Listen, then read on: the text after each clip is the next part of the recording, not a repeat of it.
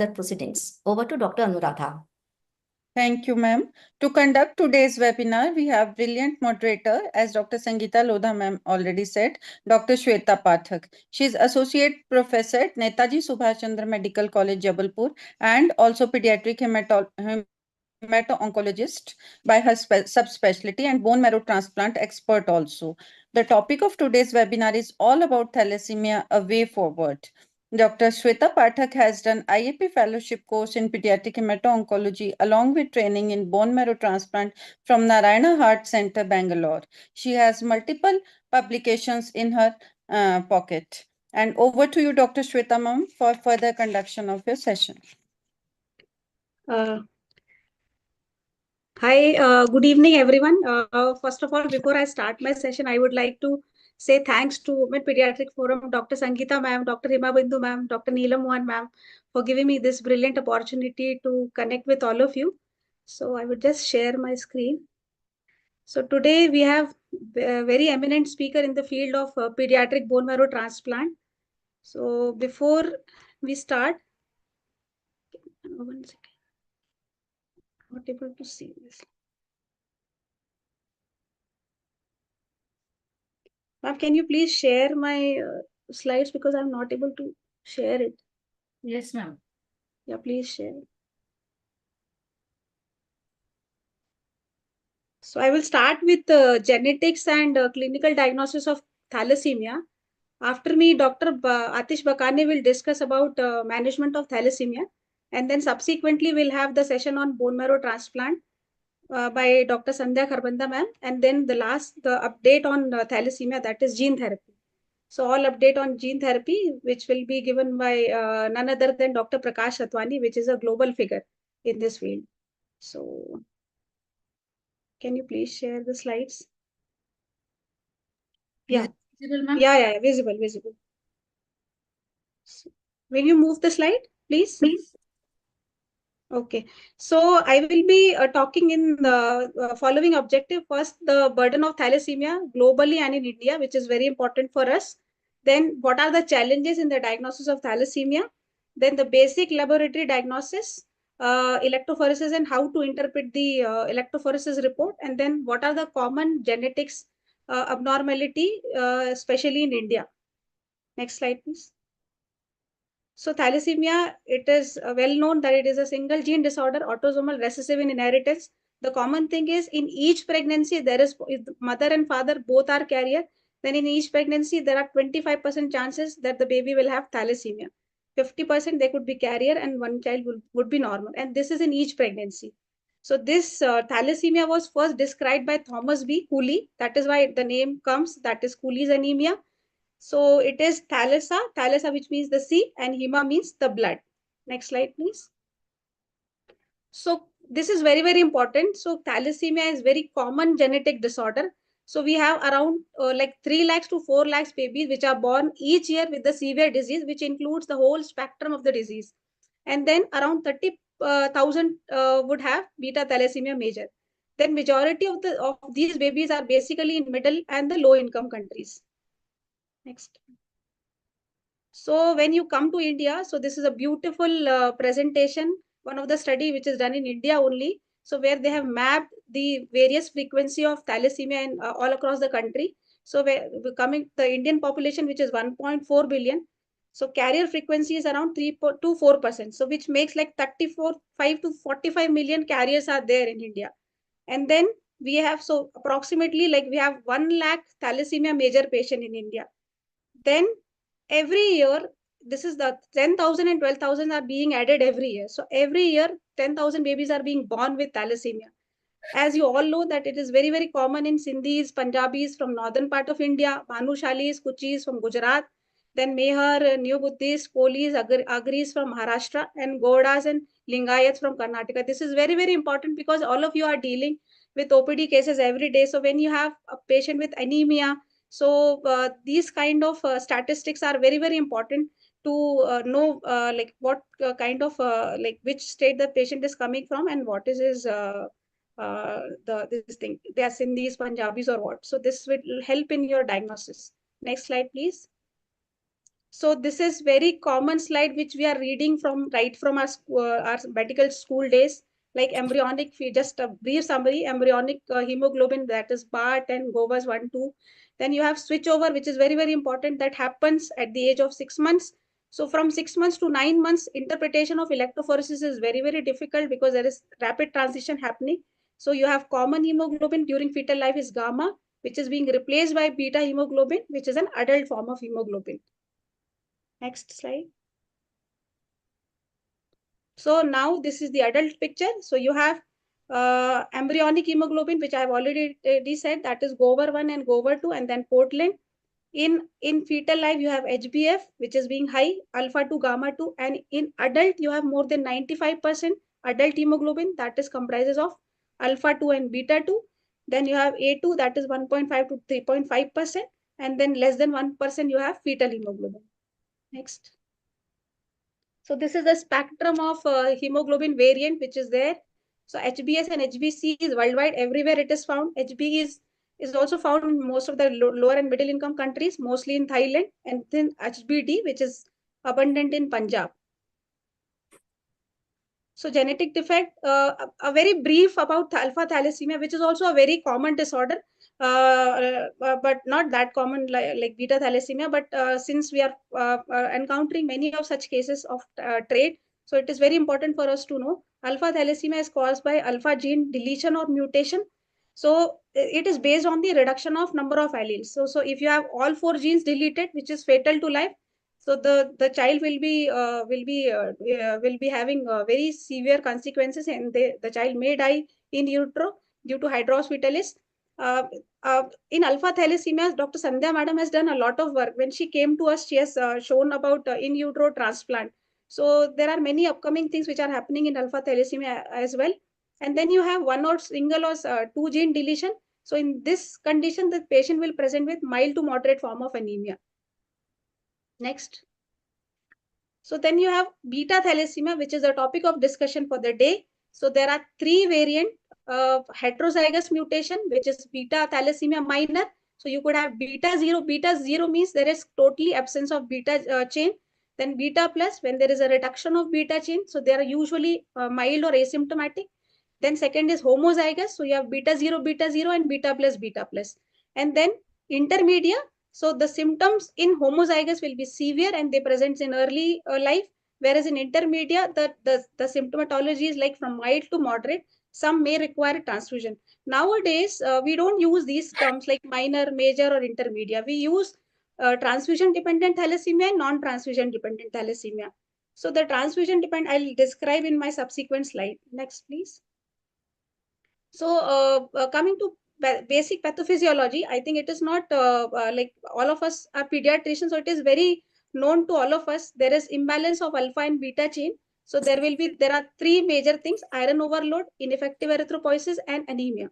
So because of all of these things, there will be marrow expansion, and that is why they have multiple bony deformities. Then you have extramedullary erythropoiesis. There will be hepatosplenomegaly, hemolysis, which can cause repeated hemolysis, which can cause formation of gallstone, and there will be hypercoagulable state.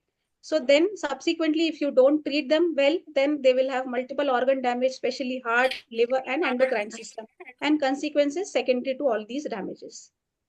Next. So we'll discuss very brief about clinical presentation, red cell indices, peripheral smear, HPLC, and molecular analysis. Next.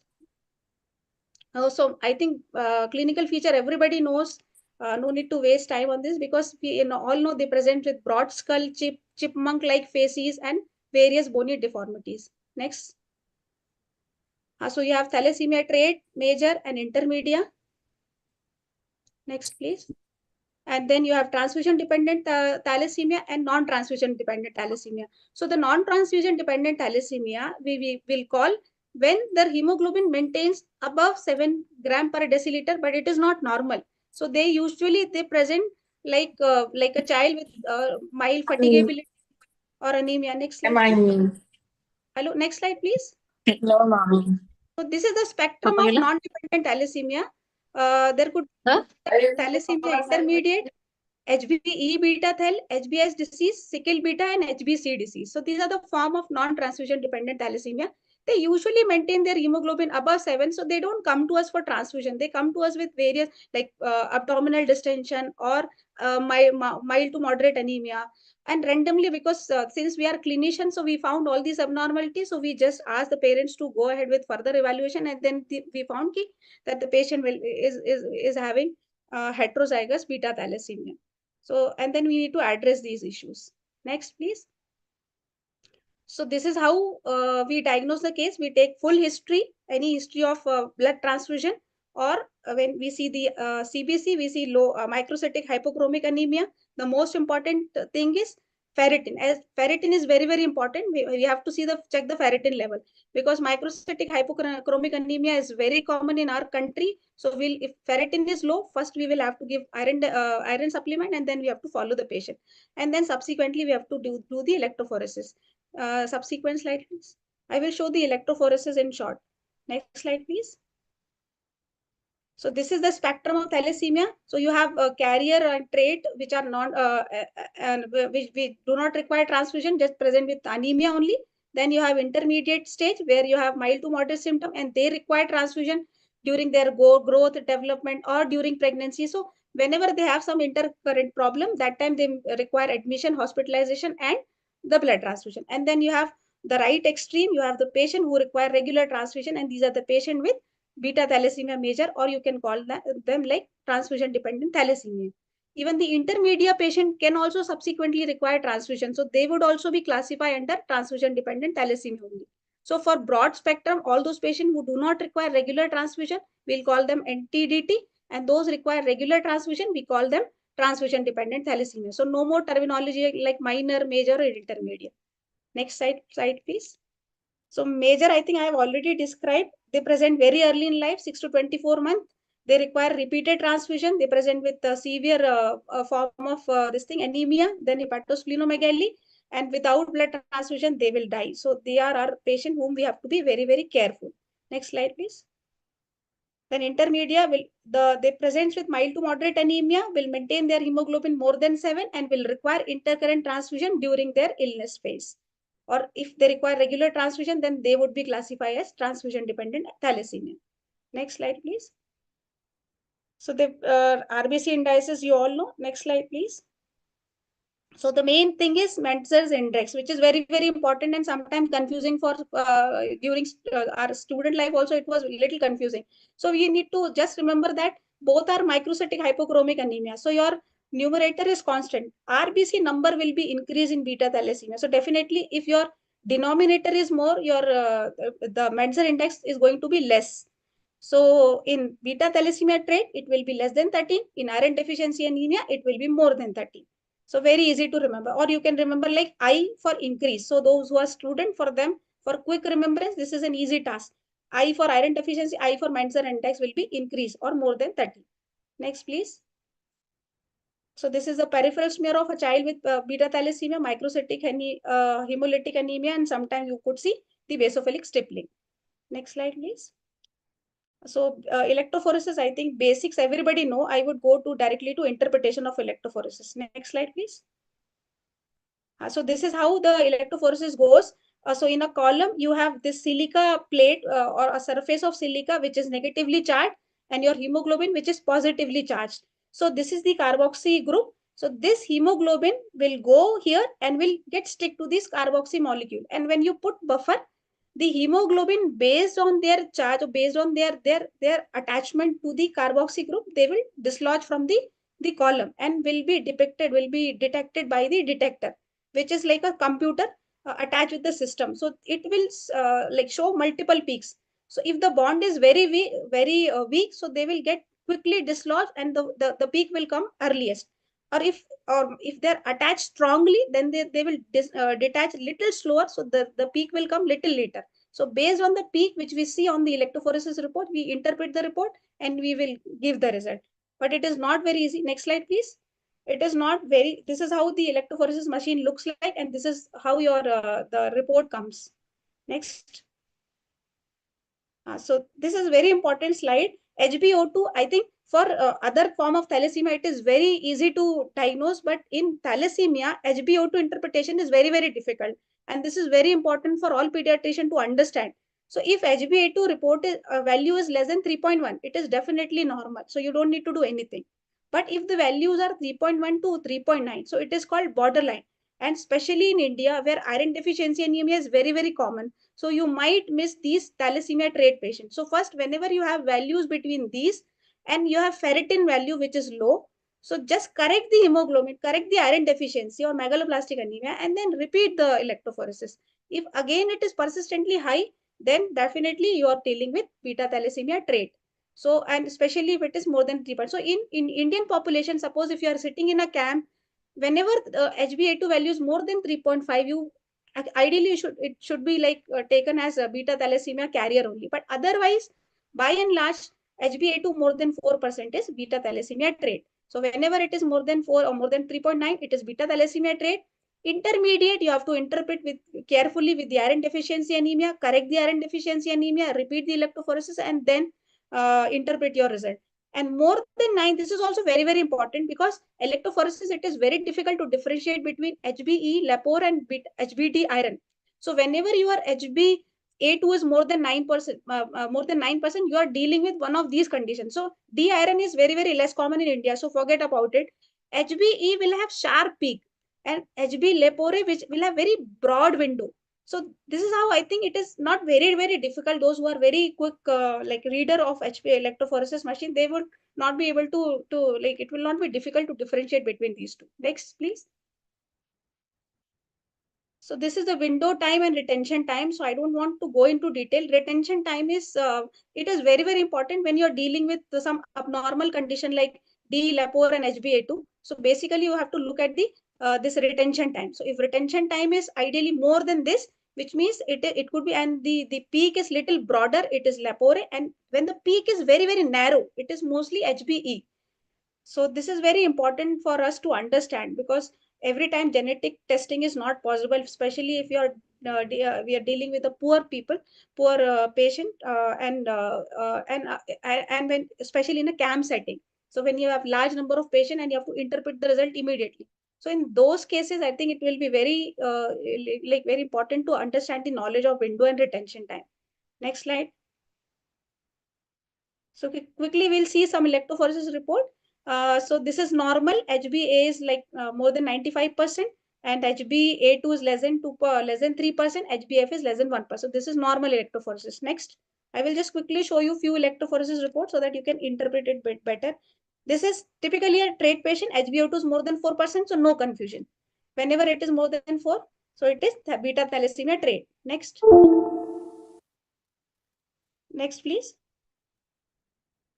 Next.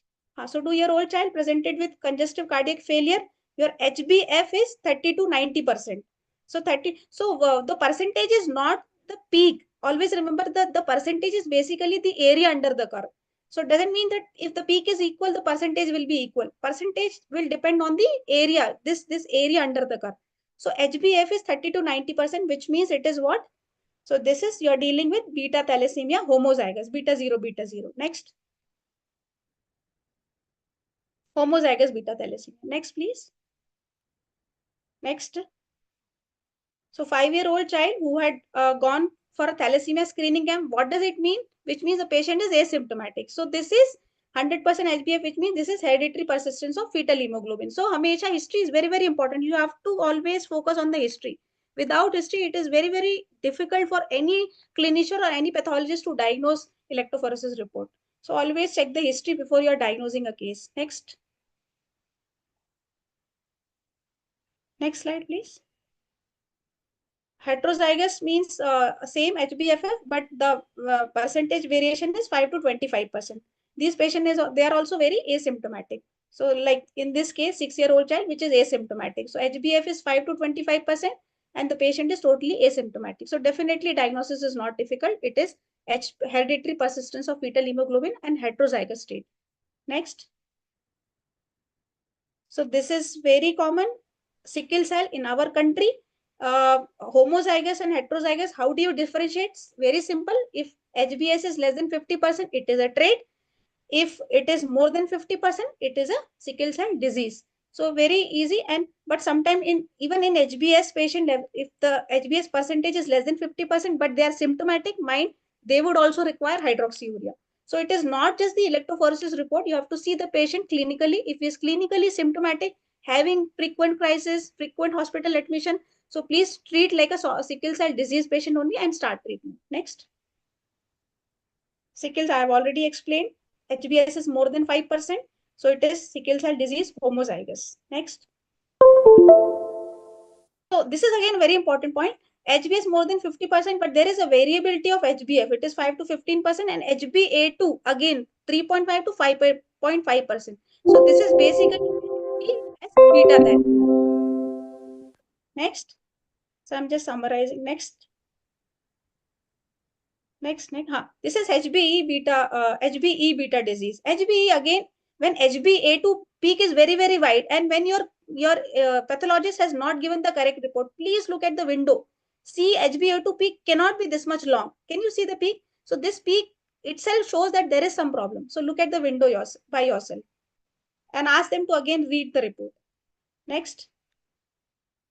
So I have already explained how the electrophoresis work and how do you interpret the report when you have the HbA2 values between 3.5 to 3.9%. So always correct the anemia if ferritin is low and then repeat HB electrophoresis. Whenever it is more than 3.5%, in Indian scenario, I have always seen that beta thalassemia carrier would have this because it is very difficult to follow them up.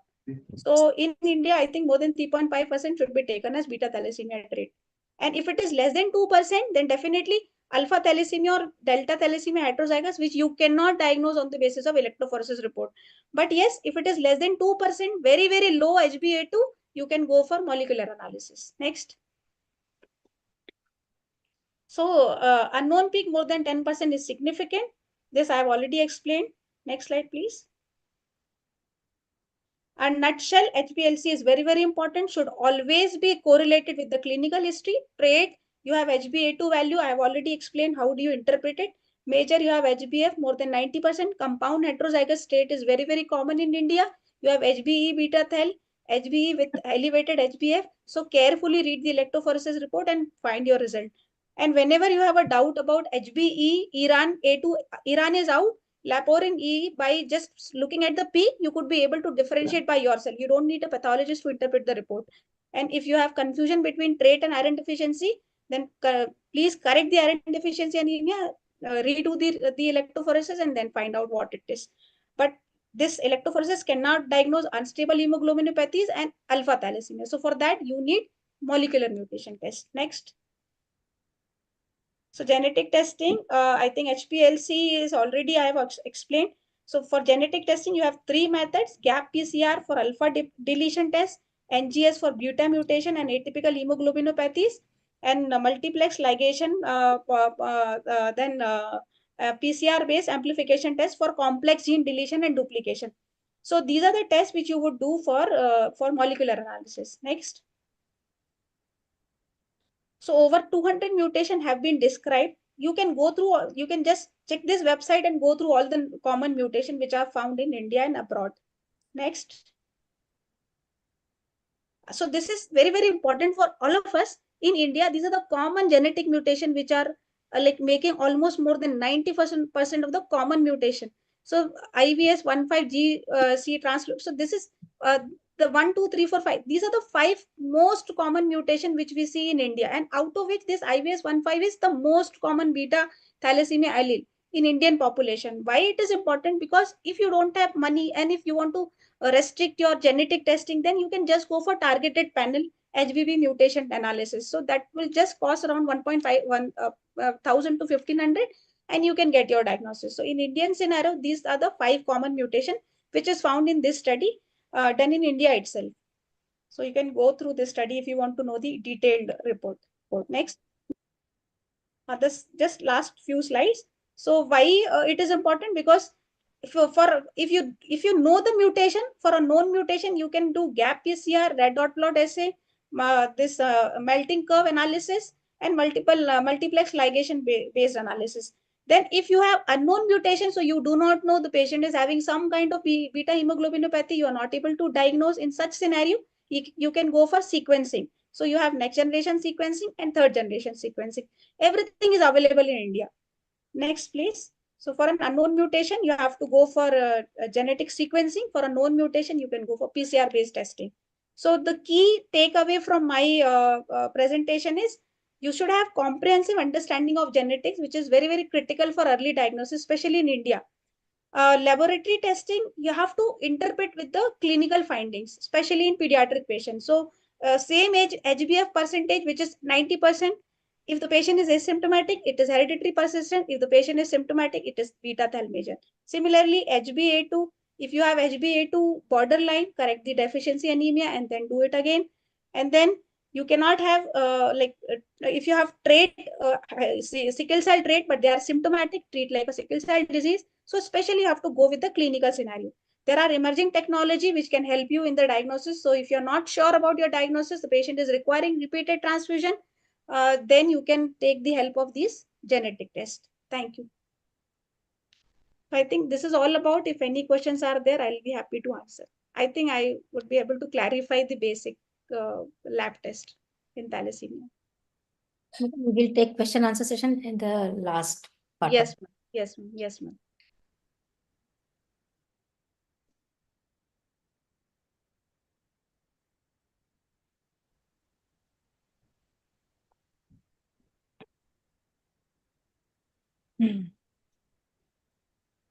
Sangeeta, you are muted. Yeah. Shweta ma'am, please introduce Dr. Atish Bakane sir, and then we will. Yeah. I think he's there. Dr. Atish, he'll be presenting on management of thalassemia. So I think he'll be sharing his slides. Dr. Atish is very known person. He is he's expert in pediatric bone marrow transplant. So he's working in Nagpur, King's Kisway, Max Hospital, Nagpur. So, and he is very known for his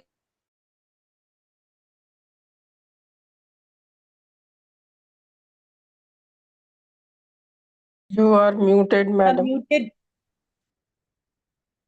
Sorry, so Dr. Atish will be discussing on management of thalassemia major. So over to you, Dr. Atish. Atish sir, your PPT is visible. Visible. We can see your PPT. Yes, sir. Yeah, it's visible. Yes, sir.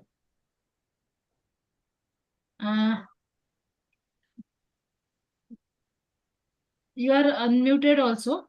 We can listen to you. There is some other window which is open along with that. Along with? One, just a minute. No, we can see only your presentation, sir. One minute. I think that.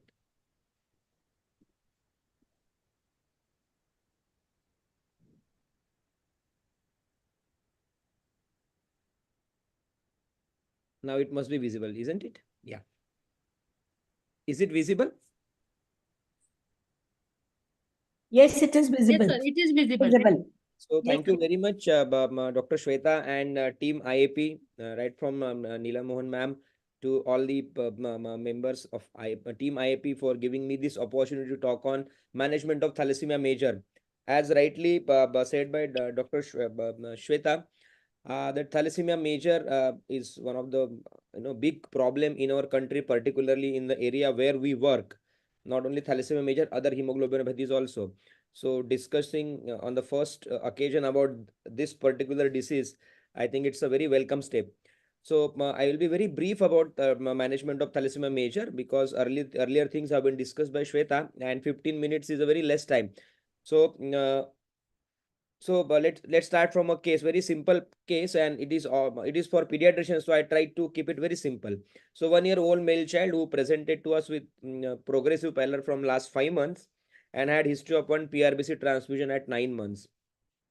No, it was born out of non-consanguineous marriage, and there was some family history of gallbladder stone in one of the parents. On examination, there was significant pallor, liver and spleen were palpable. Anthropometry by that time was normal. Hemoglobin of 6 gram % with normal WBCs, and the differentials normal for the age of 9 months with normal platelets. Retic point was 1.5%. MCV was very significantly low. So we know that whenever we are discussing about anemia, it all boils down to MCV, which has been, I think, already discussed by Dr. Shweta. Is it not moving? Yeah.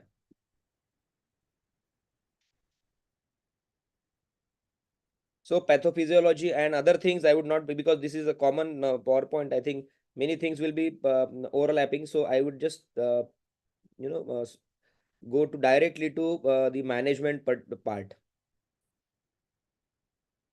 So treatment options. So we have to know the one thing which is very important, because most of the patients, when I shifted to this part of the world, many thalassaemic children, they didn't know that there is a permanent cure. Their parents didn't know that there is a permanent cure for this disease, and most of the patients were on regular blood transfusion, which was not so regular actually. So there are two modalities. One is supportive care and one is permanent cure. Either you go for hematopoietic stem cell transplantation or gene therapy, which will be discussed in later topics by the stalwarts in their fields. So how will you manage? So these are some important points which have to be taken care while we are treating a child who is coming to a pediatrician for the treatment of thalassemia major, because supportive care is equally important for the success of bone marrow transplantation or any permanent cure. If you manage them very well earlier, the outcomes are going to be good later on. So parental counseling is the first and foremost important thing. Regular blood transfusion, iron chelation, supplementation of some agents, growth monitoring, watch for complications and treat them appropriately at particular appropriate times, and genetic counseling. All these things are important. Out of this, parental counseling has been kept first, because counseling is most important. Most of the times it is not the algorithm or treatment guidelines which make the bigger change in lives of thalassaemic children. It is counseling. Most of the children, most of their parents, they are not aware of many things in thalassemia: how to give chelating agents, how to transfuse, and the counseling has to have everything in that what is the diagnosis, how this disease happens, how to manage them, how to diagnose and manage them, particularly how to fight for the blood. So I am including this part in counseling because in our, particularly in Maharashtra where I belong from, the problem is so much severe that we are talking about transplants and gene therapy. The most of the children are not getting blood unless the hemoglobin drops down to 7.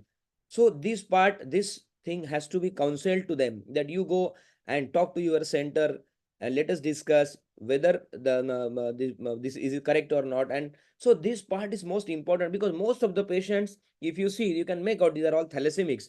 When we expect that by the age of 7 years they should not be, thalassemia should not be seen on their face. That is a guideline, but unfortunately it's not the case. So counseling is most important part. I think every pediatrician or pediatric hematologist who is has to spend some time in counseling, because most of our patients are not getting a good quality of blood transfusion and all. Because rest of the things we talk, but counseling I think needs it's to be at the forefront. Regular blood transfusion, we will come in brief. So aim of blood transfusion, we know that it should, to allow adequate growth and development of that child. It suppresses the intra and extramedullary hematopoiesis, leading to decreased cardiac, skeletal, and neurological complications. So patient should not be seen that he's having some thalassemia. And to minimize transfusional iron overload, transfusion transmitted infections, and illumination. These all things are the aims. Whom to transfuse? We know that if hemoglobin is less than 7 gram percent twice, in a case of confirmed beta thalassemia, it should be transfused. Patient should be put on transfusion, or even if hemoglobin is more than 7, but if there is significant poor growth and development, significant intra extramedullary hematopoiesis, fractures, or significant organomegaly, we can transfuse. So what are the prerequisites before starting a regular blood transfusion? Every child ideally should have extended red cell antigen typing, which is unfortunately not possible in most of the part of India. But yes, we all should know that if you send to ICMR or NIH, we can get it done, at free of cost only. You have to bear the charges of just a parcel. So this should also be conveyed to the parents, because 90% of the children that I see here who are from some treating pediatricians, they have not got this done. So optimal transfusion regimen and guidelines, this is from the TIF guidelines. So transfusion frequency every 2 to 3 weekly. Most of the children 3 to 4 weekly they require. To maintain pre-transfusion hemoglobin of 9.5 to 10.5, this is the first and foremost important thing which everybody should talk to parents, and not only talk to parents, counsel that it is their, it is their right to get this at their own center. So you can go extra mile and talk to that center where they are taking transfusion. I have done in my Vidarbha region. Now this, it's improving, because this, that people who are giving blood there, or they themselves are not very aware. They just try to give at the hemoglobin of 6 or 7. But if you talk to them multiple times, take blood camps, this is, salvageable, because we are dealing with transplants, and unless children are good to us, they present to us in a good state, we cannot do, we cannot do justice to the transplant also. Type of blood product, packed red blood cells, wherever it is available, it should be PRBC. Transfusion volume depends on the hemoglobin. So if you are keeping 9.5 to 9.1 to 10.5, 15 to 20 ml per kg should suffice. Transfusion rate should be around 2 to 4 hours. It should not, more than 4 hours. Initiation of transfusion should be within 30 minutes of issue. There is a misconception that blood warming is required, and many times it's not given. So no need of routine post transfusion hemoglobin monitoring unless the patient hemoglobin drops to significant extent. Maintain transfusion diary. It's important. Include date, pre-transfusion hemoglobins, PRBC volume. You can prepare at your own center. There are guidelines, there are booklets from AIMS, but you can prepare and give them this diary because it's important. So these are the common errors. Delayed transfusion till hemoglobin. This is the most common error in 90% of the patient that I see here. Prolonged transfusion, 6 hours, 7 hours. There is some mild fever. They keep it hanging for 6 hours, which is not recommended. Routine administration of diuretic or transfusion of lesser volumes. So these are some misconceptions. Leukodepletion needs to be mentioned. So leukodepleted blood is the best method, because it should be either pre-storage or bedside pre-storage is the best, because it reduces febrile non-hemolytic transfusion reactions, HLA aluminization, and cell-associated infections like CME transmission. So adverse effects of blood, I think all our pediatricians here, so they know that allergic reactions, febrile non-hemolytic, acute hemolytic reactions, TRALI, TECO, these are the adverse reactions which we should be aware of, and we should be able to tackle these in our own center where we are transfusing these patients. There are some delayed complications like aluminization and transfusion associated GVHD. Iron overload is a very important complication of thalassemia. It usually is seen after 10 to 20 PRBC transfusions. So there are different mechanisms. Most important is blood transfusion. We know that there is a huge amount of iron overload which goes through the blood transfusion. RBC catabolism, ineffective erythropoiesis is there. RBC catabolism is that adds an increased GI absorption. Obviously, that is one of the causes. So this all can cause iron overload. So what is the effect of iron? Why it is important? We should be knowing about this, because if you give blood transfusion and don't kill it, this is what we are going to see in this next 1 to 2 decades of the children. Liver starts to get hit earlier, cardiac problems start, then endocrine problems, hypogonadism, diabetes, hypothyroidism, hypoparathyroidism, and ultimately they land up in cardiomyopathy. So these are all the problems which are expected, and the most common cause would be iron for that. So my monitoring of iron overload is most important. Some people monitor 3 monthly, some 6 monthly. So at least 6 monthly serum ferritin is important. So we know it's very it's an inexpensive test, easily available, and trend is more important than a single value. So it is indirect evidence of the iron accumulated in the body, although it can be sometimes affected by acute febrile illness or so, because it's a acute phase reactant.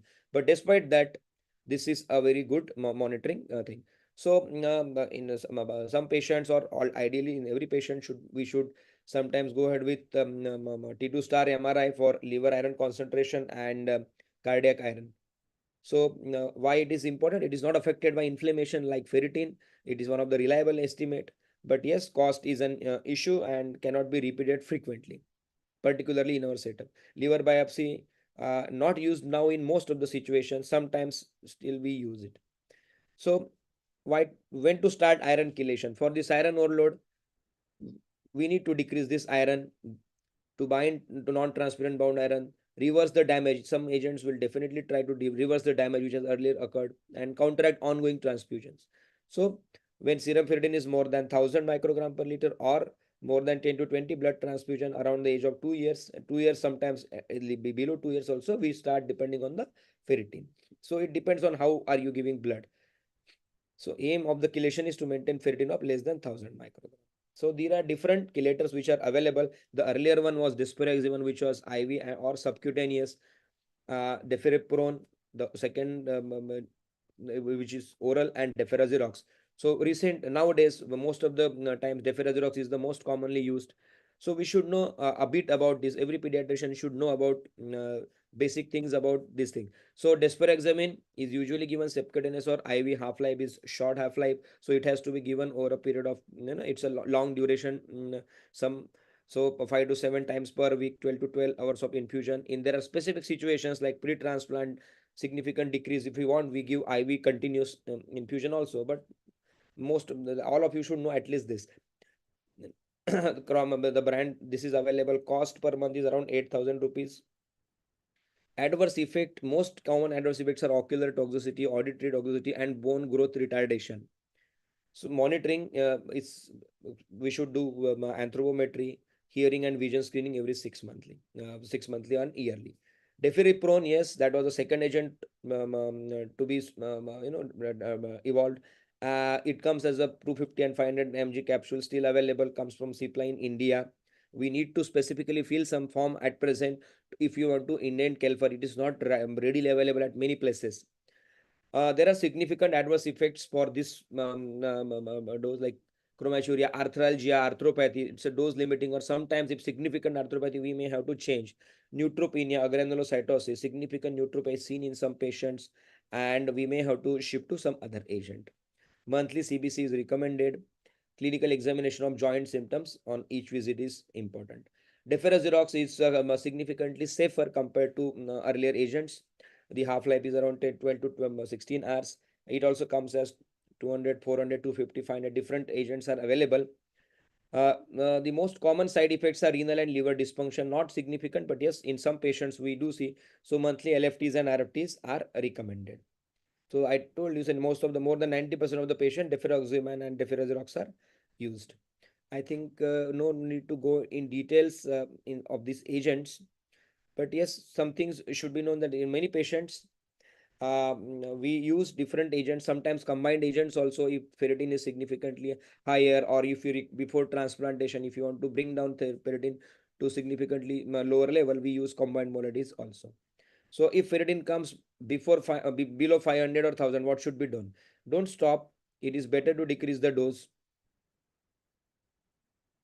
So compliance, most important factor in for the success of chelation is compliance. So you need to explain. I think counseling is still most important part. It is well talked in most of the sessions, but not followed. That is what I have seen in my practice. So most important factor, you have to talk politely.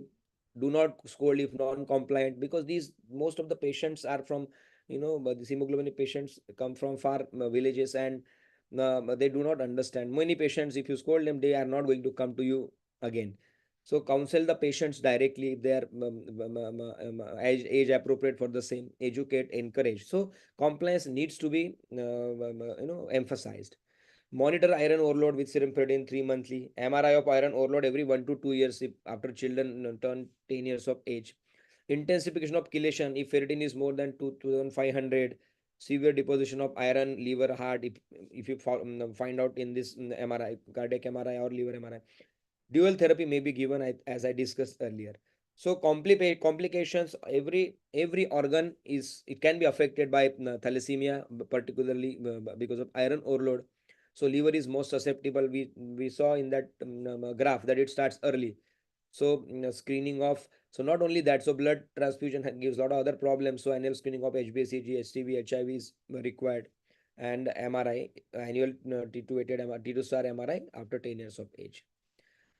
So in most of the as the children age, the organs take a hit, like cardiac. So cardiac T2 star MRI annually, or at least 2 yearly. Annual 2D echo plus ECG should be done. Bone disease DEXA scan. And not only that, it is not only this test. I think it is we have reached to that time when we should consult these experts. Earlier it was like a one man's job. We used to think, because now that there in most of the cities, the super specialists are available. I think it is a duty of a pediatrician to at least show them once, because they can add many things to that. We can, if the patients have not undergone transplant and they are not able to undergo transplant, so these they patients, they need to be monitored completely. Every child has right to live symptom free, or at least as good as their other counterparts who doesn't have any hemoglobinopathy. So refer them to particular specialist endocrinologist once, so that endocrinology is important and growth parameters we should monitor. So it is better to at least refer once to them and get evaluated. So monitoring schedule, so this schedule is available in most of the books, that in monthly, 3 monthly, everything should be done. Like anthropometry should be done 3 monthly, growth velocity should be seen every yearly, splenic size should be monitored, because everything has a particular bearing on the management of this thalassemias. Pre-transfusion HB every time you should check. So all these parameters should be monitored. So now back to our case. The child was thalassemia major. Transfusion was started 3 to 4 weekly. And always the pre-transfusion hemoglobin was maintained 9 to 10.5 mils. At 3 years of age, ferritin was 1200 micrograms. Started on tablet Desirox, calcium, folic acid, vitamin D. Monitoring of growth and pediatric monitoring of complications was continued. So I think this is all basics about management, supportive care. So what are take home points? Hemoglobin are not common. I think this is it is not a correct sentence. Hemoglobin are very common, particularly where we are sitting. Routine antenatal screening is very important, because despite counseling, despite only sickling test is done in pregnancy, till HPLC is not done, and this is and a lot of people are getting missed, and then they come to hematologist and ask like how it has been done. So, and yes, we should understand that now bone marrow transplantation is widely available in India in almost all big cities, and it is completely curable, subject to a good supportive care provided by a primary pediatrician.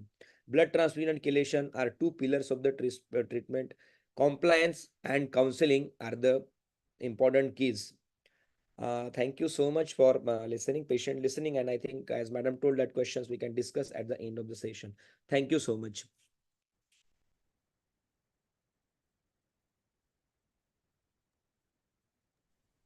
Thank you so much, sir. It was a very elaborative and very nice talk, actually.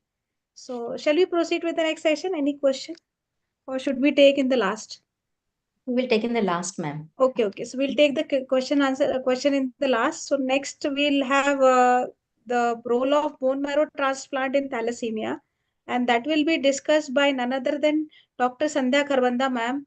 I am very happy to say that she is an alumni of our own Medical College Jabalpur, and madam has given a wonderful talk when she came to us in our own alma mater, and she has she has motivated me for starting bone marrow transplant. So I think whatever is happening in our city and in our medical college is all like madam's motivation. So thank you very much, ma'am.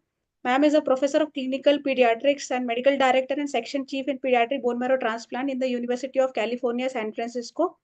And she is an alumni of Netaji Subhash Chandra Bose Medical College. And I'm very proud to say that. Over to you, Dr. Sandhya, ma'am. Thank you, and looking forward to listen to you, ma'am, once again.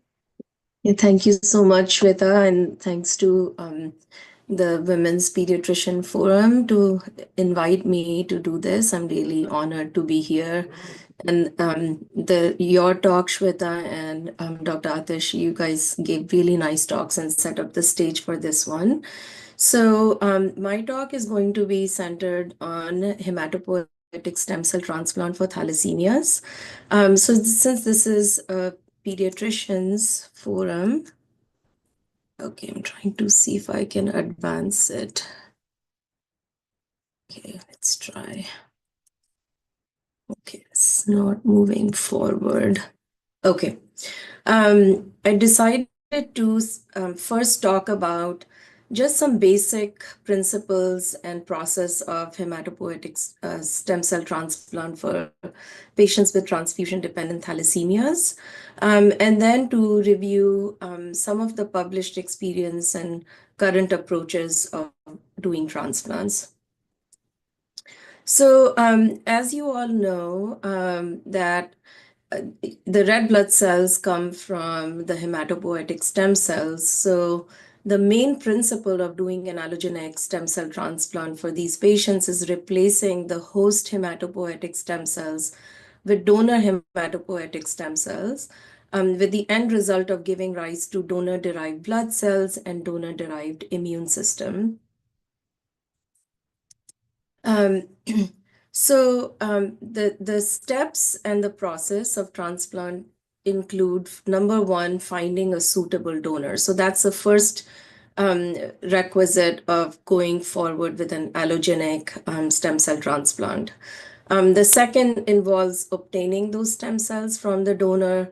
And then once that has been done, preparing the patient to be transplanted, which means that they need a combination of chemotherapy plus minus radiation. In thalassemia patients, we do not use radiation.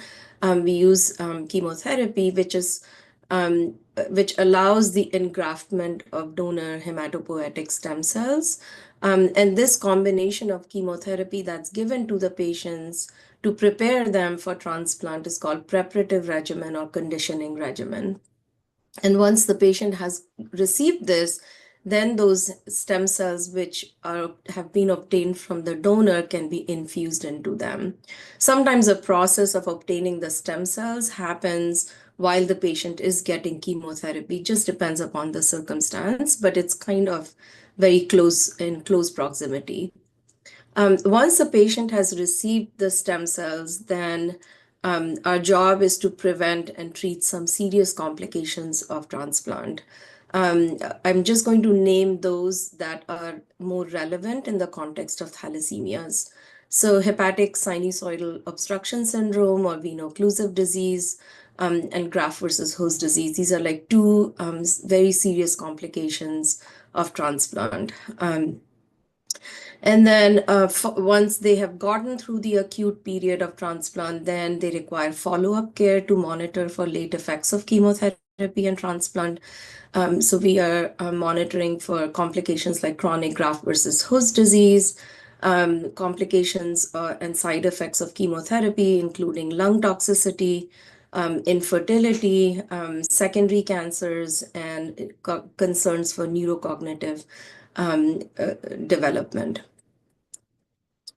So the first step is to select a donor. And in order to select the donor, we do HLA typing, or we look at the human leukocyte antigens in the recipients, and then we find an HLA compatible donor.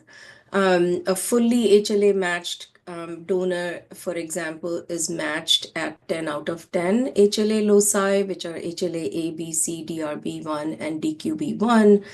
And anything less than that is less than fully matched, and we can use these donors.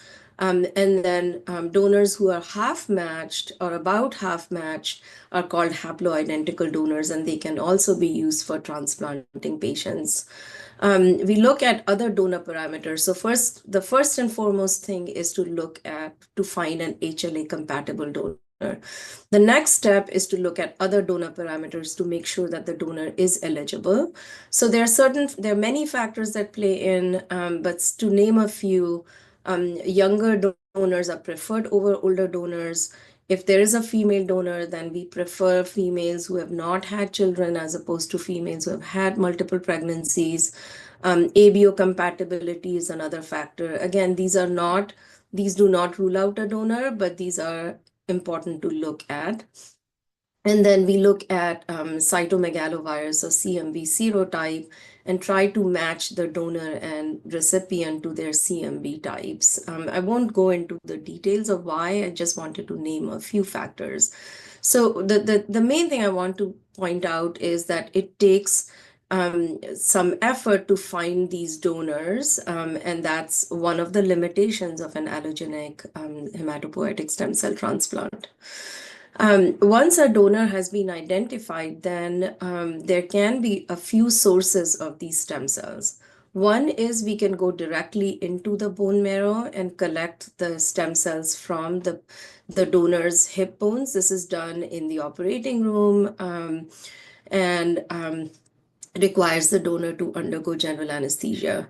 This is typically done for matched family donors, particularly sibling donors, and sometimes also unrelated donors.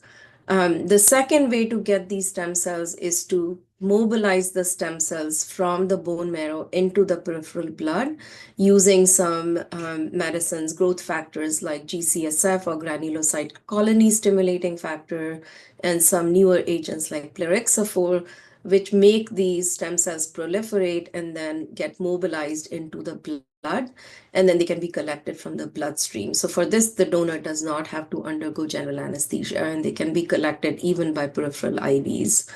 And then a unique source of stem cells is umbilical cord blood, which is collected from the newborn baby's cord blood at the time of birth and then cryopreserved in cord blood bank. So the donors can be found either in the family. So a sibling has 1 in 4 chance of being fully HLA matched to the patient, and in this case, this is the best source and our donor of choice. And one thing to mention, which I did not put here, I forgot to write it, is that in thalassemias, it's perfectly okay for the sibling to be a carrier, to be considered as a donor. So that does not pose a problem. A bone marrow is preferred for siblings. And if the sibling does not match, because like I said, there's only 1 in 4 chance of sibling being matched, then parents or other siblings who are not fully matched and are usually half matched or approximately half matched or haploidentical, as we call them, can also be used as donors. The good thing about family donors is they are readily available. They're motivated to donate their bone marrow or peripheral blood stem cells for their family member. And then there are unrelated donors. There are donor registries, and India has a few registries with volunteer donors. Again, but with unrelated donors, we prefer fully matched unrelated donors. Maybe slightly less than that. So the 9 out of 10 category that I showed earlier, bone marrow is preferred from unrelated donors, but sometimes they may have some limitations and the donor may be not willing to undergo general anesthesia and give bone marrow, in which case peripheral blood is okay. And then cord blood units can come from either family. So sometimes families, if they have a child with thalassemia and they have another baby, they can store their newborn baby's cord blood unit in a cord blood bank, or they can also be donated by families when they have a baby, and they can be unrelated and again stored in a cord blood bank. Unrelated cord blood units can be 6 to 8 out of 8 match. So the matching is a little bit different. But again, I don't want to go into the detail because that's not very relevant for this. But what I'm trying to show is that there are different ways to get the donors, family being the easiest, most available, followed by unrelated donors. So the next step, like I said, is to prepare the patient. How do we prepare the patient? We give them a combination of chemotherapy agents, which is known as preparative regimen or conditioning regimen. So there are 2 components of this chemotherapy regimen. So we are trying to accomplish 2 things. One is we are trying to make some space in the patient's bone marrow where the new donor stem cells can go and grow. And that's accomplished by giving the patients what we call myeloablative chemotherapy, which actually kills these patient's own hematopoietic stem cells to make space. Most currently available myeloablative agents, they belong to a category of chemotherapy agents known as alkylators. And the 2 that are most commonly used in thalassemia patients are busulfan and then a newer agent, triosulfan. The second component of the conditioning regimen is immunosuppression. So one thing is to make space in the marrow of the patient where the donor cells can grow. The other thing is to immunosuppress the patient so that their immune system does not reject the incoming donor cells. And that's done by giving them agents that are immunosuppressive or immunoablative and which kill immune cells, primarily T lymphocytes, to prevent rejection.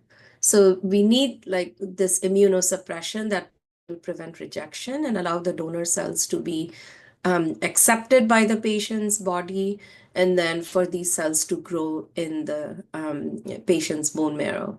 And the most commonly used agents for immunosuppression are fludarabine and some serotherapy agents like anti-thymocyte globulin and alemtuzumab. Again, we don't need to go into the details, but the main principles are you want to make some space in the patient's bone marrow, and you want to immunosuppress them so they can accept these donor stem cells.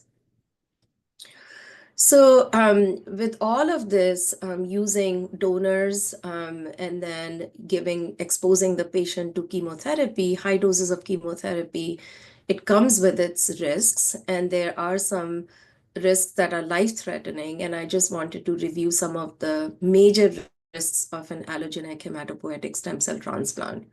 So the first thing is rejection of the graft. So even with our full preparation, making sure we find the best donor possible, and with really good supportive care that Dr. Atish was talking about, and then exposing them to high doses of chemotherapy, even with all of that, there is a risk of rejection. The factors that determine are HLA compatibility, extent of myeloablation, immunoablation, and I should add to this actually after hearing the last talk, is to have like really good supportive care for these patients coming into transplant. The second thing is graft versus host disease. So this is mediated, this is in some ways the opposite of rejection. So rejection is where the patient's immune system rejects the incoming donor cells. Graft versus host disease is where the donor immune system or the donor lymphocytes going into the patient can start attacking or in some ways rejecting the patient or the recipient's tissues and organs. And this can be a very serious life-threatening complication. Again, the risk of graft versus host disease depends upon the HLA compatibility. So the more the patient and donor are HLA compatible, the lower the risk of rejection and the lower the risk of graft versus host disease. And there are other biologic factors that are not very well understood that lead to graft versus host disease. The third important risk is infections, because these patients are immunosuppressed, because to allow for the donor stem cells to grow, they can have life-threatening infections. And particular risks in thalassemia patients are rejection. So like we were saying, like in the previous talk, you heard that these patients require frequent transfusions and they should be adequately transfused coming into transplant. What happens if they're not adequately transfused is that they have a hyperactive bone marrow, and you need more space there to get the donor cells to grow. And if you have like even a little bit less myeloablation than what you were planning to give, then the patient can easily reject. So this poses a particular risk in thalassemia patients. The second thing, again, that you heard about in the previous talk is iron overload. So these patients come in with frequent transfusions, iron overload, and this increases the risk of potentially fatal toxicities, particularly to the liver, which is the major organ which gets the brunt of this iron overload. And it makes the liver prone to having liver veno-occlusive disease, which is an early complication of transplant and can, if not responding to treatment, can lead to liver failure and death, and also increases the risk of graft versus host disease, particularly targeting the liver. And then in addition to liver, there are other organs that have iron overload, and coming in with pre-existing organ damage can increase the risk of morbidity and mortality when the patients get exposed to high doses of chemotherapy for transplant. So these are some particular risks for thalassemia patients. So with those basics in mind, I just wanted to review some literature that has been published in the recent years, and these are some of the larger studies. So this was a big study that was published by the European Society for Blood and Marrow Transplantation and now in 2016, so many years ago now. And if you look at this, the overall survival for these patients approximated about 90%, 88%, and event-free survival at about 81%. When they looked at these patients by different age categories and different donors, they found that patients who received a matched sibling donor, MSD's matched sibling donor, these patients had the best outcomes. Patients who had other matched family donors did quite well, but patients who got mismatched family donor transplants, this is where we are talking about half-matched or haploidentical transplants, they had much inferior overall survival compared to the first two categories. And the unrelated donors were somewhere in between, but not as good. And then when they looked at patients by different age groups, you see that patients who were less than 2, actually up to the age of 14, did pretty well when you look at their overall survival and event-free survival. But after the age of 14, the survival dropped dramatically, both overall and event-free survival. So older than 14 years, patients did not do as well. And patients who got either unrelated donor or mismatched family donor transplants did not do as well. There was another study in parallel that was done by the Center for International Bone Marrow Transplant Research, and they got data from centers in the US, there's centers in India and Asia. And in this, they had similar findings, and they found that patients who were ages of less than 15, so the top curve here is less than or equal to 6, the green dotted line is 7 to 15. So these two categories did pretty well compared to patients who were older in terms of overall survival and in terms of disease-free survival. And then again, looking at donors, patients who got matched related, actually in this study, they found that patients who got matched unrelated donors did almost as well as matched related donors. And the mismatched related donors, the mismatched family donors, had the poorest outcomes in this study also. And this has become more and more common, the haploidentical transplants, because just to remind you, only 1 in 4 children will have matched sibling donors in their family. And parents are more readily available and motivated and willing to donate their stem cells for their child. So haploidentical transplants have picked up a lot in the field, mostly because these donors are more readily available. There are different approaches of doing haploidentical transplants. So as you can imagine, a haploidentical donor is only half matched. And if you just took the donor stem cells and gave them to the patient, they will either be rejected or there will be like very severe graft versus host disease because they're only half HLA matched. So there are 2 strategies that have been developed to overcome these complications with half-matched or haploidentical transplants. One is the alpha-beta T cell depletion approach, which was pioneered in Rome. And if you look at the results in thalassemia patients using this approach, the graft failure rates are pretty high, up to 14%. And survival is 84% and disease-free survival 69%. So these are not spectacular, but these are somewhat acceptable results. And obviously, these are some of the initial studies. These are continuously being worked on to improve. This just shows that these patients require not just the conditioning, but these patients were given a preconditioning. So to give them even more immunosuppression and better preparation coming into transplant. The other approach of haploidentical transplant is using a T-replete graft, so not depleting any T cells, but giving these patients post-transplant chemotherapy, cyclophosphamide, to decrease the risk of graft versus host disease. And their results are actually quite good, but this was a small study.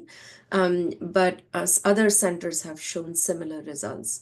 Again, these patients not only require conditioning, but they require something called preconditioning to make them even better placed to receive the transplant and decrease their risk of rejection.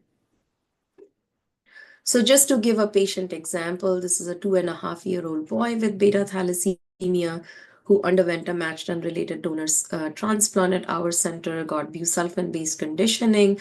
And this graph here just shows how we follow engraftment on these patients or chimerism. The blue line here, with the squares, the blue squares show percent myeloid chimerism. This is the percentage here, and on the x-axis is the days post-transplant. So as you can see, like initially at day 19, day 40, these patients have almost 100% donor myeloid cells, which is where the red blood cells are coming from. So this is the main lineage to focus on. And then it dropped off over time. Somewhere around 1 year transplant, it had come down, but then over time it stabilized and now remains stable many years out from transplant. This patient came in with high ferritin, but after transplant had a slow decline of ferritin, which is now normalized. So just an example to show that this patient now is transfusion independent, does not have iron overload, and has normal ferritin. So the current recommendations for hemoglobinopathy patients is that they should be first and foremost referred in a timely fashion. As you saw, that patients less than 14 or less than 14 did best. So these patients should be referred early on. They should be evaluated for their risk and prepared accordingly leading up to transplant. For patients who are at increased risk of rejection, either because they've not been very well transfused or if they have like high iron overload, these patients should get preconditioning or preparation with agents like hydroxyurea to suppress the native erythropoiesis for about 1.5 to 2 months prior to transplant. They should also be hypertransfused to keep their hemoglobin greater than 11 for at least 2 months. This is only in the setting of coming to transplant. And this is again to decrease their stress erythropoiesis so that they are better able to accept the new cells. And then they should be aggressively chelated to decrease the risk of severe hepatic toxicity, and ideally with ferritins below 1,000.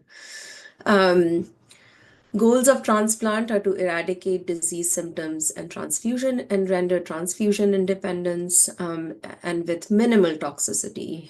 So decreasing the risk of veno-occlusive disease of the liver, risk of serious infection, and graft versus host disease. There are, just to very quickly mention, there are some newer approaches coming in. There's a lot of focus on developing reduced toxicity conditioning regimens to decrease the toxicity of chemotherapy. There's a lot of emphasis on dosing chemotherapy based on how they are metabolized rather than like a standard milligram per kilogram dose, but rather than targeting a particular exposure in the blood, so using pharmacokinetics. Optimizing graft versus host disease prevention, just because this is like one of the serious complications of transplant, and improve diagnostics of complications to allow for early treatment of these complications. Very briefly, since Shweta mentioned, I included these 2 slides after hearing her talk. So I just wanted to very briefly mention alpha thalassemia major, which is a really bad disease and prognosis is very poor. These patients have anemia that appears prenatally. There are many children are not even born, or they are stillborn, or they die shortly after birth because of hypoxia in utero. And the patients who survive have developmental delay, they have congenital abnormalities, heart dysfunction, and transfusion dependence. So there have been advances. There is a current shift in prognosis with prenatal molecular diagnosis in intrauterine transfusions, and then rarely postnatal transplant if these patients are referred early. So in conclusions, allogeneic transplant is definitive treatment for thalassemia major, which leads to transfusion independence. Matched sibling donors and young age at transplant, ideally below the age of 14, give rise to best outcomes. And outcomes with fully matched unrelated donors have comparable outcomes. Haploidentical approaches have been used to overcome donor availability. But at the end of the day, there are risks of allogeneic transplants, which include rejection, graft versus host disease, infections, severe hepatic toxicity, and late effects like infertility and secondary malignancies. So there's definitely more work to be done. It's a great treatment option to have, especially if there's a good donor and the patient has received very good supportive care. So I think the supportive care part is really important, as you've heard before. So that's all I have, and I think this will set the stage for my friend, Dr. Prakash. Yeah. Thank you, ma'am. Thank you very much. It was such an elaborative and very nice talk, as usual. Very crisp and clear idea about transplant. And I think nowadays transplant centers are increasing day by day in India. So all of us, I think each and every pediatrician must know about basics of transplant. So that is why we have included your talk, and you did a wonderful job. Thank you very much, ma'am. So next in the series, we have none other than Dr. Prakash Satwani. He is one of the stalwart in this field. Sir is from Columbia University Irving Medical Center, Department of Pediatric Division of Hematology, Oncology, and Stem Cell Transplant, New York. And sir is pioneer in starting bone marrow transplant in Madhya Pradesh. And I think for this, he needs a big round of applause from all of us. Thank you, sir. And he is helping not only Indore, he is helping Medical College Jabalpur and Medical College Bhopal in setting up the transplant unit. So thank you very much, sir. Over to you, sir. Thank you. Thank you very much for inviting me, Shweta, and Women Pediatrician Forum in Jabalpur. And I was born in Bhopal, and I graduated from GMC Bhopal, and then I had a great pleasure of visiting Jabalpur a few years ago, and I absolutely enjoyed the hospitality in Jabalpur. So thank you for all your kindness. Today I'm going to talk about gene therapy for thalassemia, and again, it may take some time for gene therapy to come to India, but people are thinking about it and actively working on this process. And I'll try my best to do as simple as possible because it's a new concept. So,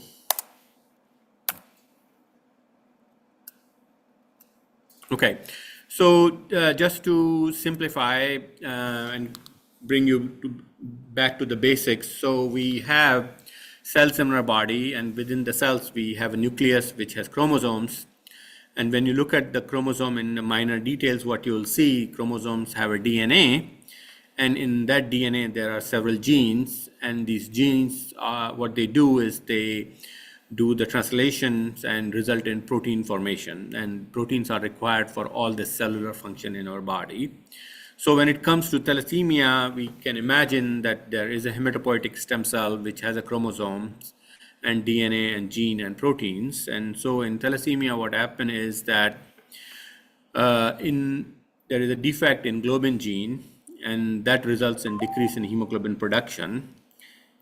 And when we do bone marrow transplant, what we are basically doing is eliminating the hematopoietic stem cells. But when we do gene therapy, we are fixing or doing something with globin gene, which will result in formation of normal hemoglobin or hemoglobin F. So just to give you a simplistic understanding, say you have a TV not working in your house, and the problem is in transistor. For last 50 years, we have been replacing the TV rather than replacing the transistor. So bone marrow transplant is replacing the TV in the house, and gene therapy is focusing on the broken part, which is transistor. And once you fix it, your TV will start to work. So once you do the gene therapy, your bone marrow will start to work. So how do we do gene therapy? There are many different modalities. One is gene addition, which basically is with the help of viruses, the lentivirus. You add the normal hemoglobin gene or hemoglobin A2 gene, hemoglobin gene in the hematopoietic stem cells. The other thing one can do is modification of the gene. So as you know, when babies are born, they have a high hemoglobin F level in 40-50%. That means that hemoglobin F production is active at birth, but by 6 months, the hemoglobin F production shuts down because the gene responsible for hemoglobin F production is called BCL11. It goes to sleep. So with the help of gene modification, we can reactivate this BCL11 gene, and as a result of which it will start to make hemoglobin F. So either we add normal hemoglobin gene in the hematopoietic stem cells, or we modify the genetic structure and which result in activation of BCL11 gene that will make hemoglobin F. So in pictorial way, so once we have a patient who has a transfusion dependent thalassemia, we obviously do a detailed discussion with the family and inform them risks and benefits. So this process of getting informed consent probably will take around a month, because we will have a several discussion with family to make sure they understand what they are signing up for. Once the informed consent is done, we collect the stem cells. The stem cells are sent to the manufacturing lab, and lab will do ex vivo gene manipulation. What basically means is that with the help of viruses, we will insert the new DNA into the stem cells or hematopoietic stem cells, or with the help of CRISPR-Cas, that's a gene editing machinery, we will edit the BCL11 gene that will start to make hemoglobin. So after we hear back from the manufacturing company that cells are ready, we admit the patient and we give them intense chemotherapy and infuse the cells. So how long it takes to get there? So in order for us to get the consent, get the stem cells, do the genetic modification, it takes around 4 to 6 months. So patient has to undergo pre-collection blood work. Then we have to give them medication to move the stem cell out of bone marrow into the blood, then collect these cells. In order for us to collect these cells, we have to put a central line. Most of the time we put a large bore catheter in the internal jugular vein, and then we collect the stem cells through this process called apheresis. Sometimes we have to do apheresis once, sometimes we have to do apheresis twice, depending on how many cells we need. And once we get enough cells, we send it to the manufacturer, the team which will do the gene editing or gene insertion. And then once we have sufficient cells which has gene modification done, then we will admit the patient. So once we bring the patient in, they get high dose busulfan. As Dr. Kharbanda mentioned, this is a very powerful drug. We call this drug as a liquid radiation. So when we infuse this medicine through IV, it goes into the bone marrow and pretty much kills the bone marrow. So after getting this medicine, the bone marrow is pretty much empty. So after we give this chemotherapy, we infuse the gene modified cells, and then within 4 to 6 weeks, patient will recover from the side effects of busulfan and will have a new genetically modified stem cell start to work. And after that, patient will come to clinic frequently. And then we will follow these patients for at least 15 years. So just to summarize, mobilization of stem cells, sending the stem cells to the manufacturing facility. Once they tell us cells are ready, we will start giving chemotherapy. And once the chemotherapy is done, we will infuse the cells. So how is our clinical experience and outcomes? So let me start by giving due credit to Dr. Michel Sadlin. He is currently faculty at Columbia University. He was at Memorial Sloan Kettering. When he started the field of gene therapy, he did the first clinical trial where he, with the help of lentivirus, he was able to introduce the beta thalassemia, or he was able to introduce hemoglobin gene into the hematopoietic stem cells. They only treated 4 patients, and after that they stopped because the amount of chemotherapy they were giving was not enough. So only 2 patients got benefited. Then the concept which Dr. Sadlin has created was taken over by this company called Bluebird Bio, which is in Boston. And then they did this clinical trial of their gene therapy product called Beticel. And in that study, there were 23 pediatric and adult patients with transfusion-dependent beta thalassemia. They got the cell infusion. 20 out of 22 patients became transfusion independent, and their average hemoglobin was 11.7. The range was 9.5 to 12.8. And important thing to remember is the new gene which was inserted into the hematopoietic stem cells was responsible for around 8.7 gram per deciliter of hemoglobin production. So this therapy was pretty successful. Then there is another technique nowadays, it's called gene editing. So you probably know about this individual. Her name is Jennifer Doudna. She is in California at Berkeley. She and Dr. Carpentier came up with this gene editing technology. And if you haven't read this book, Codebreaker, it is an amazing book which talks about journey of Dr. Doudna and how challenging it was for her to really make this reality. Especially women in academia sometimes face a lot of challenges. So Jennifer Doudna was able to overcome all these challenges and come up with this gene editing technology, which is going to change everything we do nowadays. So this study, which was conducted in US and Europe, of gene edited cells. And so in this study, patients were from 12 to 35-year-old.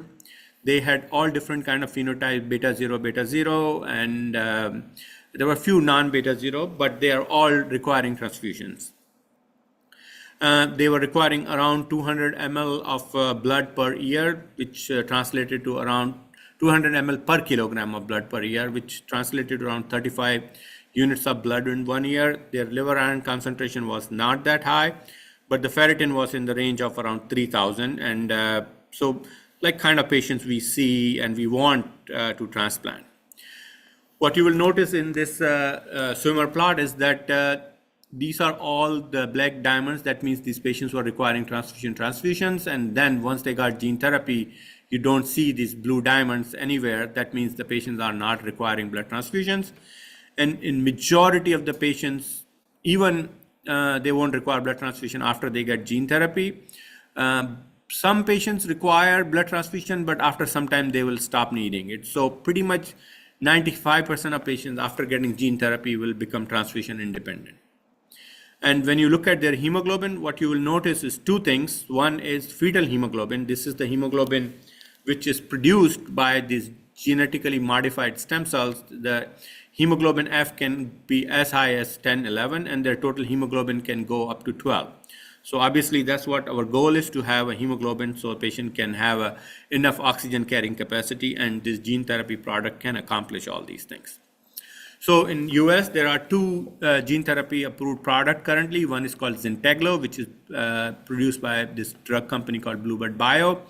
This is available for patients, adult and pediatrics, who have transfusion-dependent thalassemia. Then there is a recent FDA approval for a drug called Casgevy, and this is approved for children who are 12 and above who are requiring blood transfusions on a regular basis. Obviously, nothing is simple, and there are a lot of comparison between bone marrow transplant and gene therapy. When you look at bone marrow transplant, it can be done worldwide. Obviously, India is conducting probably the highest number of bone marrow transplant for thalassemia. However, gene therapy is only available in Western world. The timeline for bone marrow transplant, if there is a matched sibling, we can do transplant within few weeks, but it will take for gene therapy around 4 to 6 months. So that's a bigger time commitment. The VOD or SOS, this is a complication where chemotherapy can damage the liver. is much higher after bone marrow transplant, but we do see even after gene therapy, because busulfan drug, chemotherapy drug can cause this issue. Graft versus host disease, which is a complication Dr. Kharbanda talked, where donor's immune system attack the patient. We don't see it in gene therapy because patient is getting their own stem cells, so they don't have a foreign immune system in them, so they don't get graft versus host disease. There is a risk of rejection after bone marrow transplant, as Dr. Kharbanda mentioned, but after gene therapy, there have been no cases of rejection. Patient after bone marrow transplant require immunosuppression to suppress the donor immune system for almost a year. That is not required in gene therapy. Infertility, there is a possibility of infertility after bone marrow transplant as well as gene therapy. The challenge with gene therapy is that majority of the data is short, so we don't know what will happen 10 years, 20 years down the road. So that is one of the concern. After gene therapy, there have been some case reports in sickle cell disease and leukodystrophy where patient after getting gene therapy developed leukemia. So far, it has not been reported in thalassemia, but we are noticing some abnormal clones in the patients with thalassemia who have received gene therapy, so they need closer follow-up for a long time. In terms of cost, the cost of transplant in America is around 4 crores, but gene therapy is around 16 to 24 crore rupees. So obviously, this is very prohibitive in Indian circumstances right now. So what do we do? If patient has a matched sibling donor transplant, we will offer bone marrow transplant with matched sibling. But if the patient does not have a matched sibling, then we will do a gene modifying therapy, whether it is gene addition or gene editing. So in summary, gene therapy is very exciting because this is a cutting edge. People have been trying for last 50 years, and finally we have figured out way to do gene therapy. It is very effective. I will say it's very transformative because once you do gene therapy, patients do so beautifully well. They go home and majority of the time they don't need admission. They don't need a whole lot of medical attention. Obviously, we closely monitor them. So it is really life-changing experience for patients. Now, obviously, it is very expensive and hopefully the cost will come down. And you may know that folks in New Delhi are trying to develop gene therapy for various indications. And one of our colleagues, Dr. Sandeep Soni, he's a fellow. He's our colleague in US, but he was recently appointed as a fellow for gene therapy in India. So he's helping Indian government to set up gene therapy for sickle cell, followed by thalassemia. So I would like to thank you all for your time and attention, and I will end my presentation and happy to answer any questions.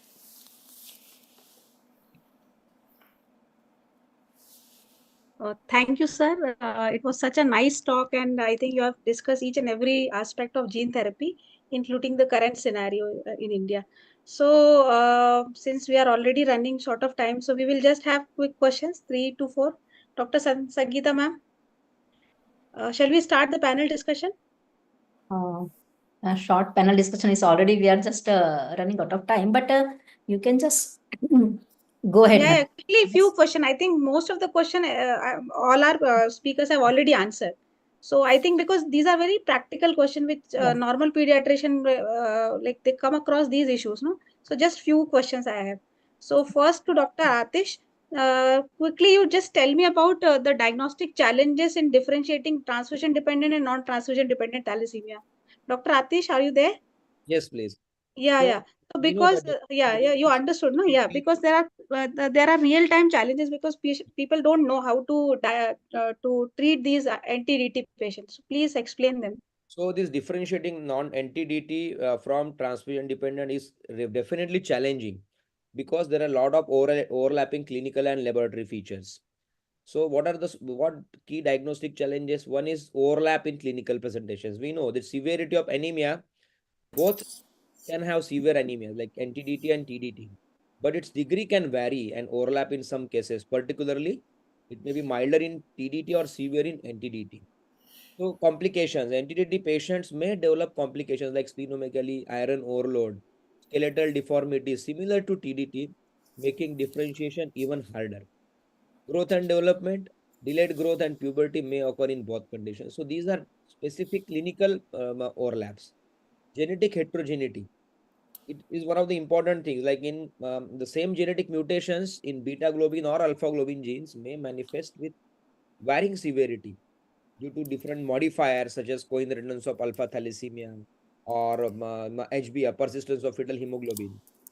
So genetic testing alone may not be definitely be able to differentiate between NTDT and TDT because of a lot of phenotype modifying factors like HbF flavors, XMN1 polymorphism. These are some things which influence disease severity. Then it's a dynamic disease. It's a fluid.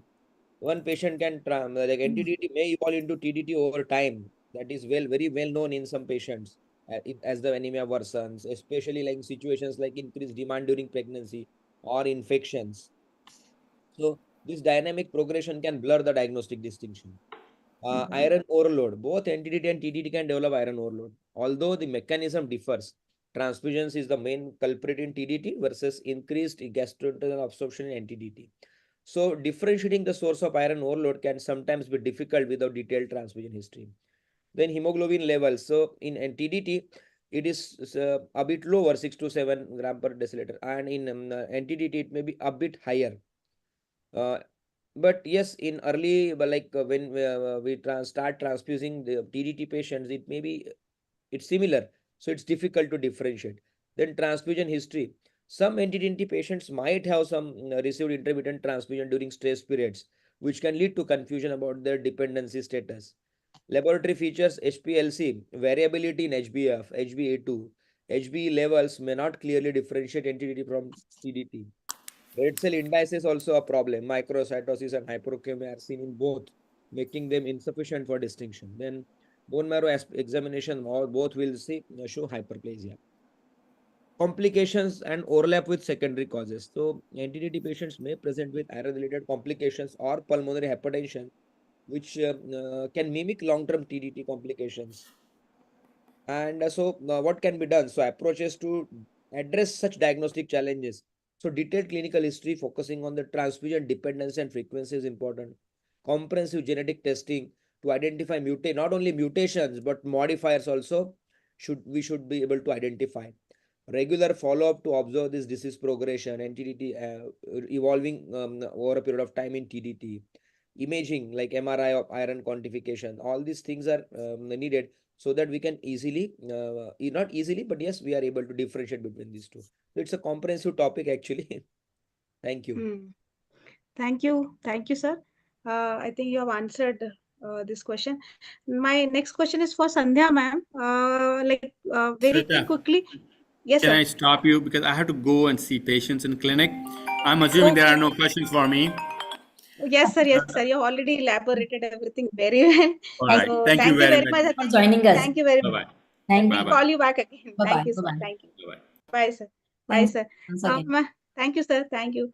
Ma'am, the one question is, what is the role of hydroxyurea, thalidomide, or combined therapy, thalidomide and hydroxyurea in thalassemia? Because most of the time, even nowadays, pediatricians are prescribing these drugs. So can you quickly say about the role of these drugs? Yeah, so, I don't think thalidomide is like currently used, at least in the US, and also has like so much toxicity. Hydroxyurea is definitely the commonly used medication, and the role of hydroxyurea is really, it's chemotherapy, right? It really just, it's a cytoreductive agent. So basically decreases your erythropoiesis in the bone marrow, and just reduces the stress that's going on. Because one of the problems with thalassemia and sickle cell disease also is that when you have this chronic hemolysis and ineffective erythropoiesis, you have a stressed out bone marrow. And that increases the risk of rejection. So the role of hydroxyurea is really to decrease that risk of rejection by suppressing erythropoiesis. Yeah, thank you, ma'am. And the last question, which I think somebody has put on the board, should we encourage cord blood banking in resource limited settings like India for thalassemia management, bone marrow transplant? But we do not have. Absolutely. Yeah. This is what, because every now and then we come across patients who have been called up and asked about cord blood banking. So can you just briefly tell everyone about this? Yes, absolutely. So, there are two types of cord blood banking. One is public banking, where when a baby is born, the couple or the family or the mom, they decide that they are going to donate it to the for the public good, and then it goes to the cord blood bank. It's gone. It's like it doesn't belong to that family anymore, right? And it's actually a good thing to do, because otherwise it's going to be discarded in garbage. So it's a very rich source of stem cells, and especially to your point, like in a country like India where it's hard to find donors, I think cord blood is a very good source of stem cells. It has been used in thalassemia, and can be a very good source. And you can also tolerate more HLA mismatch between the donor and between the cord blood and the patient, as opposed to if you are using bone marrow donor or peripheral blood stem cells. So this is something actually in Europe. I know in some countries in Europe, it's like when a baby is born, the cord blood is automatically given for public donation, and you can opt out of it. Otherwise, everyone opts in. So that's like their law, right? So that would be really a huge thing, especially in India, where you can, there's a lot of babies being born, and those cord blood units are just being thrown away. So they can be used for transplants for patients. So I think it's really important. I don't know how to get this word around and who to partner with. Maybe the cord blood banks, maybe, the thalassemia foundations. But I think this is a really, really important point. Yeah, actually here also, ma'am, it's a very big problem. Public blood banks are very limited, and the marketing of private blood bank is exploring like anything. So every It's the now and same then, in the US. It's yes, the ma'am. same in the US that Anything if private we need banks are to, just yeah, exploding, and they have their propaganda machine, and they're correct. going out and saying, so people are just storing for no use. Pouring They are money. just paying so much money Yes, into storing their own babies' got cord blood units. correct. But ideally, they should be donate. If every family donated their cord blood unit, then you can imagine how many units will there Unit, be. And they correct. can be used for thalassemia and other diseases, Other disease. So yeah, I think this is a really good point. Yeah, there I should don't be a, know how to, maybe we should brainstorm how to make this yeah. go that. I think in this forum, I think we can request Sangita ma'am. We have very stalwarts in this field. Sangita ma'am, Hema Bindu ma'am, Neelam ma'am. I think this public blood banking is very, very important. We need to collaborate. We have to talk to the government officials regarding this upgradation of these blood banks. We will make an appeal. Yeah. Collectively, we will make an appeal. Definitely, it's Yes, a very good idea, either. yes, ma'am. I think that's all from my side. I have finished all my questions. I think actually right now in Nasik, 155 patients are with thalassemia. I'm working since last 35 years. So I have just requested many of my patients to join. तो यदि हमारे इसमें से किसी patient ने join किया हुआ है और उनको कुछ क्वेश्चन पूछना है तो आप पूछ सकते हैं. कोई पेशेंट है जिसको कुछ क्वेश्चंस पूछना है, क्योंकि यहाँ पे सब स्टॉलवर्ड्स हैं और वो आपके प्रश्नों का उत्तर दे सकते हैं. मैंने देखा है many of my patient has joined because I have shared Yeah, name actually, also. yeah, But I think I have seen the questions yeah, and most of them are already answered. yeah. And some I have personally answered them. So I think we finished, we have finished all the Shweta questions. madam, really by heart, I can just tell you, you have just designed the whole program excellently. Really. Oh, Sure. thank you, thank you, ma'am. Thank you. Over to I think Dr. credit Anuradha goes sir. to all these speakers who are wonderful in their own. They're all very big and stalwarts. So I'm like deeply like from the bottom of my heart, I'm very thankful to Sandhya ma'am, Dr. Atish sir. Atish sir is my he's a Really, very good Sandhya friend. madam, hats Every off day to we you used to and talk. Dr. Atish Thank you. sir and even Satwani sir. Yeah. Thank you, ma'am, for giving us this forum. Yeah. Thank you, ma'am. Thank you. So much. Thank you so much, ma'am. Yeah, thank you. This was like really nice, and We will to be in touch, interact ma'am. with all of We'll be in you. touch. Yes, ma'am. Yeah. We'll be Yeah, having you thank you. again, ma'am. Don't worry. Sure. Yeah, I'll come this year. I'm coming. Oh, Yes, ma'am. nice. Yeah. Thank you. Over to Dr. Anuradha for vote of thanks, and then we will just play Janagana Man. which is a video made by Dr. Anuradha Sanadhya, and all the participants of WPF members have just shared their photos with flag, and we are going to play that as a tribute to all the. Thank you, ma'am. Yes, Thank you, ma'am. Thank everyone. Yeah, I yeah. will start my vote of thanks with few lines. आखिरकार इस सफर की दूरी हो गई है पूरी, बस एक बात कहनी रह गई है जरूरी, शुक्रिया धन्यवाद, thank you.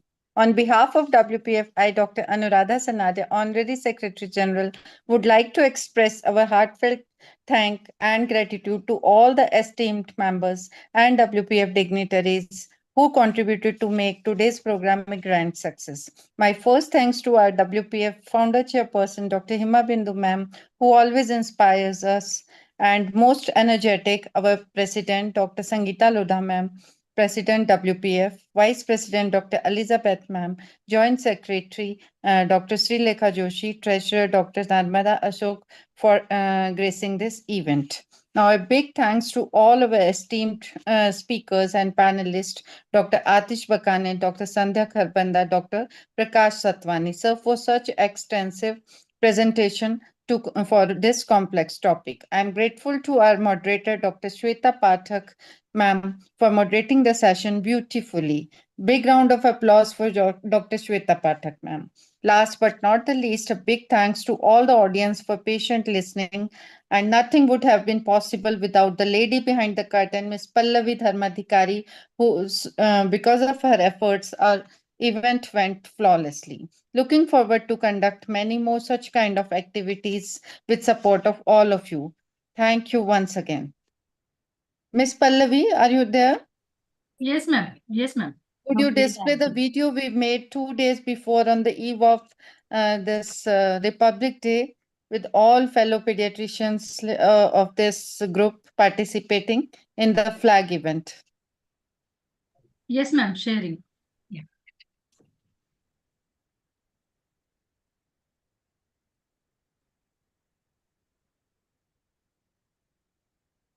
May I request everyone to stand up?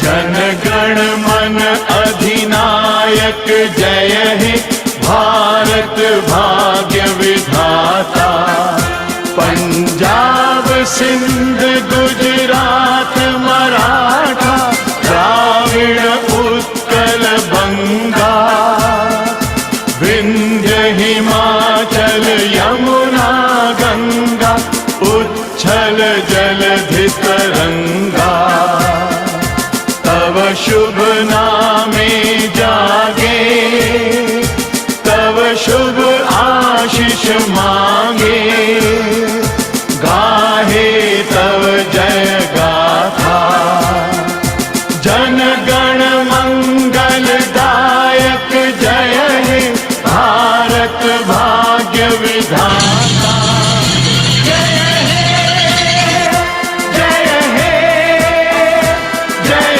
हे जय जय जय जय हे Bharat Mata ki Jai. Jai. Okay. Thank you all for joining. Will you please just make your video on so I can take a screenshot? Please put your video on. Pallavi, will you please take a photo because I think Yes, this ma'am. is more Yes, helpful. ma'am. This event was widely attended. Yeah. Thank you, Dr. Sagar Bhalerao, Archana Bachcha madam, Nirmala Joshi madam, Sridevi madam. Once camera will be on, I'll take the pic, Smita ma'am. Mishra madam, Rohini madam, Shilekha Joshi ma'am, Poonam Bhatia ji, and all. Kedar sir. Yeah.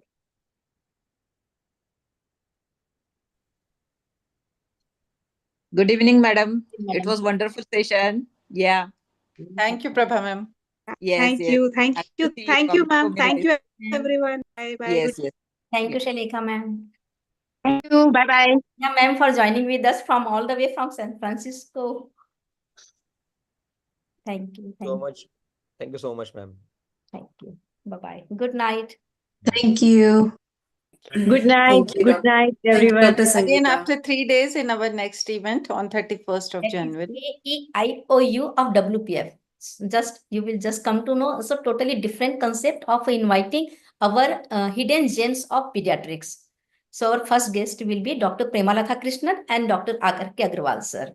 See you all on 31st of noon. Bye-bye. Good night. Thank you so much. Good night. Thank you. Thank you. Thank you so much. Mm.